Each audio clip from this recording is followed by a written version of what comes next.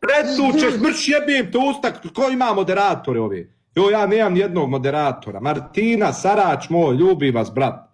Jesi ti to meni rekao da me jebeš u usta? Ma jebem i tebe u usta, svakako. Sram te bilo, pa što meni kažeš? Ti slušaj, meni je jedna cura rekla da uče neki 6-9 sa mnom. Šta je to? Meni su rekli čišćenja alata, a kako? Ja nemam alata. Kakav 6D, bolan?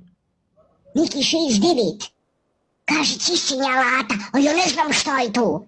Kaki alat? Pa nisam ja strojar. Jo, ja sam to prije 5-6 godina probao. Nije mi pasalo. Čistio si alat. Vjeruj mi, to je pročišćavanje. A kako se to radi? Možeš li mi reći? Pročišćavanje, Kiki moj dobri. Martina. Ja sam Zoran Konju, jedan ti si mi dao. Ma Zoran je Zoran Glavić. Zna, nemoj me, iznervirala me ova kineskinja, jebem joj. Babo, Nuni Glavić.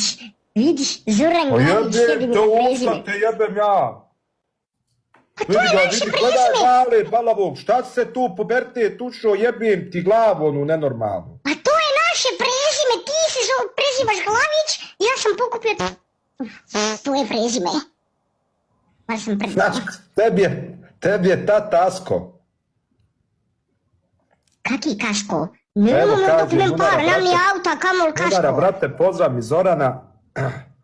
Ja sam njegov pravi otac, nemoj da se svađate oko tog, jebem mu, nemoj mu majku psovat. Pa ti si moj babo, što oni hoće? Oni hoće mi podvaliti. Joj, Zorane, mokad sam sav od tebe, jebote, konjo najviše. Stani, šta hoćeš da znaš, šta te interesuje? Ja hoću da znam kako se radi ono. Ma šta se radi, staviješ je i jebeš, šta se radi, bolan? Šta stavim? Eto, vidi kako me napričuze, materi. Mama na labudu prošla. Vidio sam mamu na labudu. Vidio sam mamu na labudu. Enko, šta je ovo, Enko, brate?